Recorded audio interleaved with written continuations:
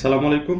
Laravel সিরিজের এই পর্বে আমি আপনাদের দেখাবো লারাভেলের ডিরেক্টরি স্ট্রাকচার। ডিরেক্টরি স্ট্রাকচার বলতে বোঝাচ্ছে লারাভেল যখন আমরা ডাউনলোড করছি, এটা হচ্ছে আমার লারাভেল প্রজেক্ট। লারাভেল প্রজেক্টের ভিতর কি কি ডিরেক্টরি রয়েছে এবং কি কি ফাইল রয়েছে, কোন ডিরেক্টরির কি কাজ, কোন ফাইলের কি কাজ, এইগুলোর বিষয়ে আপনাকে বুঝতে হবে যখন আপনি লারাভেল নিয়ে কাজ করবেন। তো প্রথমে চলে আসি অ্যাপ ডিরেক্টরিতে। অ্যাপটা হচ্ছে আমাদের লারাভেল প্রজেক্টের কোর ফাইল রাখার ডিরেক্টরি। এখানে কোর কোডগুলো থাকবে, একদম মূল কোড যেগুলো আমাদের প্রজেক্টে সেই জিনিসগুলাই থাকবে। তো চলে আসলাম অ্যাপ ডিরেক্টরির ভিতরে। এইখানে প্রথমে পাচ্ছে হচ্ছে কনসোল। কনসোলটাও বা এটার ভিতরে থাকবে হচ্ছে লারাভেলের কনসোল ফাইল বা কমান্ড যেগুলো আমরা তৈরি করব, কাস্টম কমান্ড, সেই কমান্ডের ফাইলগুলো এটার ভিতরে থাকবে।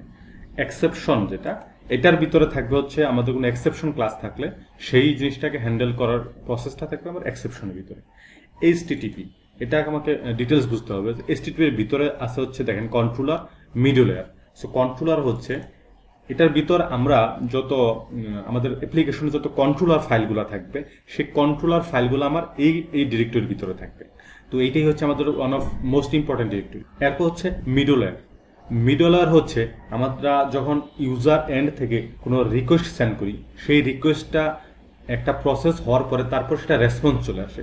তো এই যে রিকোয়েস্ট এবং রেসপন্স এর মাঝে একজন মিডলম্যান, অর্থাৎ এই মিডলওয়্যারের কাজগুলো থাকে, এই মিডলওয়্যারের কোডগুলো থাকবে আমার এটার ভিতরে।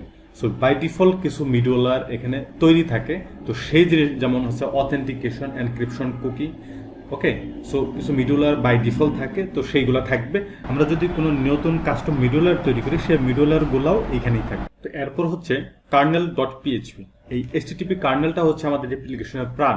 ইউজার এন্ড থেকে যখন কোনো এইচটিটিপি রিকোয়েস্ট চলে আসে, সেই এইচটিটিপি রিকোয়েস্টকে ভ্যালিড মিডলওয়্যার বা ভ্যালিড রাউটারে ডিরেক্ট করে দেওয়া হচ্ছে এই কার্নেল.পিএইচপি।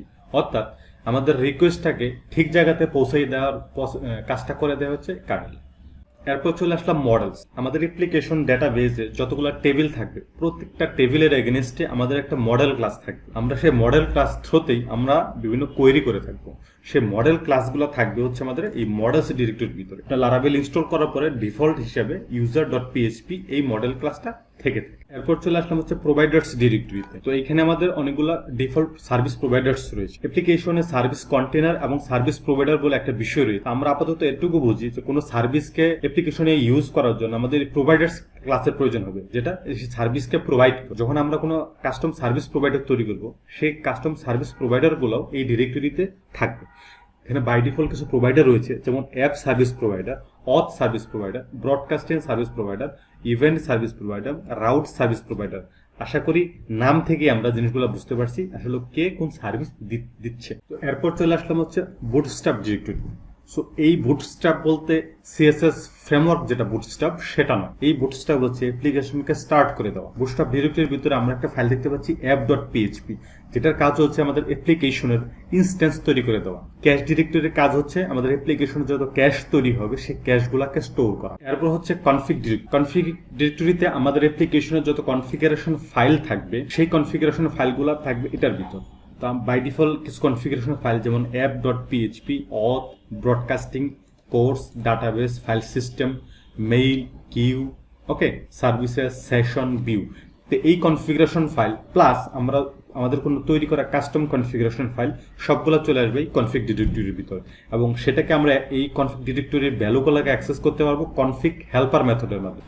ডাটাবেস ডিরেক্টরির ভিতরে রয়েছে আরো তিনটা directory, factories, migration and seeders. Factories ডিরেক্টরিতে প্রতিটি মডেলের জন্য একটা ইন্ডিভিজুয়াল ফ্যাক্টরি ক্লাস থাকবে। সেই ফ্যাক্টরি ক্লাসের থ্রুতে আমরা সেই মডেলের জন্য ডাটা প্রডিউস করব। অর্থাৎ প্রত্যেকটা ফ্যাক্টরি ক্লাস হচ্ছে প্রত্যেকটা মডেলের জন্য একটা ডাটা তৈরির ফ্যাক্টরি। মাইগ্রেশন হচ্ছে আমাদের ডাটাবেজের ভার্সনিং ফাইল। ডাটাবেজে আমি যে টেবিলগুলো তৈরি করছি, সেই টেবিলগুলো তৈরি করার একটি ডকুমেন্ট, যে ডকুমেন্টের উপর বেস করে আমাদের টেবিলগুলো তৈরি হচ্ছে, সেই ডকুমেন্টের ক্লাসগুলো থাকে হচ্ছে আমাদের মাইগ্রেশন ফাইলের ভিতর। আমরা যখনই কোনো নতুন টেবিল তৈরি করব, আমরা একটা মাইগ্রেশন ফাইল তৈরি করব এবং সেটার ভিতরে আমরা কলামগুলোর ডেফিনিশন দিয়ে দিব, কোনটা টেক্সট হবে, কোনটা বার্কার হবে, কোনটা ইন্টিজার হবে, সেই ওয়াইজ আমাদের টেবিলগুলো জেনারেট হবে। তো সেই মাইগ্রেশন ফাইলগুলো সবগুলো থাকবেই হচ্ছে মাইগ্রেশনসের ভিতরে। সো সিডার্স ডিরেক্টরিতে থাকবে হচ্ছে আমাদের মডেলের টেবিলগুলোর জন্য যে আমরা ডেটাগুলো ইনসার্ট করব, সেই ডেটাগুলো।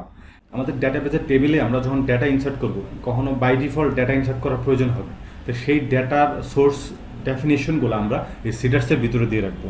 অর্থাৎ কী কী ডাটা ইনসার্ট হবে সেই সোর্সটা থাকবে হচ্ছে এই সিডার্সের ভিতরে। পাবলিক ডিরেক্টরি হচ্ছে পাবলিকলি অ্যাক্সেস করার যত ফাইল, সেটা থাকবে হচ্ছে পাবলিক ডিরেক্টরির ভিতরে। যেটা হচ্ছে আমাদের অ্যাপ্লিকেশনে ইনিশিয়াল স্টার্টিং ফাইল index.php, সেটা থাকবে হচ্ছে এই ইন্ডেক্স ফাইলের ভিতর। এবং যদি কোনো অ্যাসেট, পাবলিক অ্যাসেট থাকে যেটা অ্যাক্সেসেবল, এই ধরনের পাবলিক অ্যাসেটগুলো থাকবে হচ্ছে এই পাবলিক ডিরেক্টরি। রিসোর্সেস ডিরেক্টরির ভিতরে থাকবে হচ্ছে আমরা যে ভিউ ফাইলগুলো তৈরি করব, যেটা হচ্ছে ইউজার দেখতে পাবে, সেই ভিউ ফাইলগুলো থাকবে হচ্ছে ভিউসের ভিতরে। এবং যদি কোনো জিএস বা সিএস আমাদের থাকে অ্যাপ্লিকেশনে, যেটা আমরা পাবলিকের ভিতরে রাখতে চাচ্ছি না, সেটা আমরা এখানেও রাখতে পারি, সিএস বা জিএস এর ভিতরে আমরা রেখে। অ্যাপ্লিকেশনের রাউটস গুলো থাকবে হচ্ছে রাউটস ডিরেক্টরি। আমাদের যত রাউট তৈরি হবে এবং যেগুলো আমাদের এসটিটিপি রাউট বা কনসোল রাউট, সবগুলোর রাউট থাকবে হচ্ছে আমাদের এই রাউটসের ভিতর। রাউটসের ভিতরে যেমন আছে API.php, অর্থাৎ আমাদের যখন এপিআই রাউটগুলো থাকবে সেগুলো আমরা API.php এটার ভিতর দিতে পারি। আমাদের যখন HTTP যত রাউট চলে আসবে সেগুলো হচ্ছে আমরা web.php এটার ভিতর দিয়ে দিব। যদি চ্যানেল রাউটগুলো থাকে বা কনসোল রাউট থাকে, তো সেই ধরনের জিনিসগুলো আমাদের এগুলোর ভিতরে থাকে। আমরা যদি কোনো কাস্টম রাউট তৈরি করি, সেটাও এই ডিরেক্টরির ভিতর থাকে। স্টোরেজ নাম শুনে আমরা বুঝতে পারছি এটা হচ্ছে অ্যাপ্লিকেশন স্টোরেজ ফোল্ডার, অর্থাৎ কোনো ফাইল বা কোনো ইমেজ, এই ধরনের জিনিসগুলো যখন আমরা স্টোর করব ইউজার এন্ড থেকে দেওয়ার পরে, সেটা আমরা এই স্টোরেজ ডিরেক্টরির ভিতরে দেখি। টেস্ট ডিরেক্টরির ভিতরে আমাদের যত টেস্টিং ফাইল থাকবে, অর্থাৎ আমরা যখন ইউনিট টেস্টিং করব, আমাদের প্রজেক্টের কোনো ইউনিট বা ফিচার টেস্টিং এর সময় যে টেস্টিং ফাইলগুলো আমাদের লাগবে, সেই টেস্টিং ফাইলগুলো থাকবে এটার ভিতর। ভ্যান্ডর, আমাদের অ্যাপ্লিকেশন যত ডিপেন্ডেন্সি আছে সেই প্যাকেজগুলো থাকবে হচ্ছে আমাদের ভ্যান্ডর ডিরেক্টরির ভিতরে। আমরা যদি কোনো নতুন একটা প্যাকেজকে আমরা ইউজ করতে চাই আমাদের অ্যাপ্লিকেশনে, তো যখন আমরা সেটা কম্পোজার থ্রুতে ইনস্টল করব, সেই প্যাকেজটাও আমাদের এই ভ্যান্ডর ডিরেক্টরির ভিতরে চলে আসবে। ভ্যান্ডর ডিরেক্টরির ভিতরে এই যে প্যাকেজগুলো এখন দেখতে পাচ্ছি, এগুলো হচ্ছে ডিফল্ট প্যাকেজ। আমরা যখন এর চেয়ে অন্য কোনো প্যাকেজ ইউজ করব, সেই প্যাকেজগুলো যখন আমরা কম্পোজার থ্রুতে ইনস্টল করব, সেগুলো এখানে .env নিয়ে অলরেডি আমাদের বলা হয়ে গেছে। তারপরে বলি যে এনভি হচ্ছে আমাদের কোনো এনভায়রনমেন্ট ভেরিয়েবল স্টোর করার জন্য একটা ফাইল, যেখানে হচ্ছে আমাদের সেই ভেরিয়েবলগুলো আমরা এখানে ডিক্লেয়ার করে রাখবো এবং env হেল্পারের মাধ্যমে আমাদের অ্যাপ্লিকেশনের যে কোনো জায়গা থেকে সেগুলো অ্যাক্সেস করতে। কম্পোজার.json, আমাদের অ্যাপ্লিকেশনে যখন আমরা কোনো কম্পোজারের কমান্ড থ্রুতে যখন কোনো প্যাকেজ ইনস্টল করব, সেই প্যাকেজগুলা বা যেগুলো অলরেডি কম্পোজার থ্রুতে ইনস্টল হয়েছে ডিফল্ট নেমের লিস্ট, সেটা থাকবে হচ্ছে কম্পোজার.json, যেটাই আমাদের অ্যাপ্লিকেশনের ডিপেন্ডেন্সি প্যাকেজগুলোকে লিস্ট করে রাখবে। প্যাকেজ.json, আমাদের প্রজেক্টে যখন আমরা নোড.js ইউজ করবো, তো সেক্ষেত্রে সেই নোড.js এর প্যাকেজ ডিপেন্ডেন্সিগুলো, সেই ডিপেন্ডেন্সি প্যাকেজগুলোর লিস্ট থাকবে হচ্ছে আমাদের প্যাকেজ.json এর ভিতর। byte.config.js, আমাদের প্রজেক্টের অ্যাসেট যেগুলো থাকবে সিএসএস বা জেএস ফাইল, এগুলো হচ্ছে আমরা এই অ্যাসেটগুলোকে বান্ডেলিং করব, সেই বান্ডেলিং টেকনোলজি প্রোভাইড করা হচ্ছে বাইট। সেই বাইটের কনফিগারেশন বলা থাকে হচ্ছে byte.config.js এর ভিতরে। আমাদের অ্যাপ ডিরেক্টরিতে যে ডিফল্ট ডিরেক্টরিগুলো আমরা দেখতে পাচ্ছি, এর বাইরেও কিছু ডিরেক্টরি থাকে যেগুলো হচ্ছে আমাদের বিভিন্ন কমান্ড রান করার পরে সেগুলো ক্রিয়েট হবে। তো আমরা সেই ডিরেক্টরিগুলো দেখি যেগুলো পরবর্তী সময় কমান্ড রাইটের পরে ক্রিয়েট হবে। সো অ্যাপ ডিরেক্টরির ভিতরে একটা ডিরেক্টরি থাকতে পারে হচ্ছে ব্রডকাস্টিং, অর্থাৎ আমাদের কোনো ব্রডকাস্টিং ক্লাস যদি থাকে, অর্থাৎ আমরা যদি ব্রডকাস্টিং ইউজ করি আমাদের অ্যাপ্লিকেশন, সেক্ষেত্রে সেই ব্রডকাস্টিং ক্লাসগুলো থাকবে হচ্ছে এই ডিরেক্টরি। ইভেন্টস ডিরেক্টরি, আমাদের অ্যাপ্লিকেশনে যখন আমরা কোনো ইভেন্ট ডিক্লেয়ার করব বা ইভেন্ট থাকবে, সেই ইভেন্ট ক্লাসগুলো যখন আমরা ইউজ করব, সেই ইভেন্ট ফাইলগুলো থাকবে হচ্ছে এটার ভিতরে। জবস ডিরেক্টরি, আমাদের অ্যাপ্লিকেশনে যখন আমরা কোনো কিউ জব তৈরি করব, অর্থাৎ কোনো একটা কাজকে আমরা যখন ব্যাকগ্রাউন্ডে রান করাবো, সেটা হচ্ছে আমরা একটা জবের মাধ্যমে রান করাবো, সেই কিউ জবগুলা আমাদের থাকবে হচ্ছে জবস ডিরেক্টরি। লিসেনার ডিরেক্টরি, আমাদের ইভেন্টের লিসেনার ক্লাসগুলো থাকবে হচ্ছে এইখানে, যেটার কাজ হবে হচ্ছে আমাদের ইভেন্টের ওয়াইজ যে কাজগুলো করতে হবে, সেটার জন্য যে আমরা লিসেনিং ক্লাসের ভিতরে আমরা ডিফাইন করবো যে আসলে ইভেন্টের পর কি কাজটা হবে, সেই কাজগুলার ক্লাসটা থাকবে হচ্ছে আমাদের লিসেনার ডিরেক্টরি। মেল ডিরেক্টরি, অর্থাৎ আমরা যখন কোনো কাস্টমারকে বা কাউকে মেইল পাঠাবো, সেই মেইলের যে ক্লাসগুলো থাকবে, সেই ক্লাসগুলো যে ক্লাসগুলোর উপর বেস করে আমাদের মেইল জেনারেট হবে, সেই মেইল ক্লাসগুলো থাকবে হচ্ছে মেইল ডিরেক্টরি।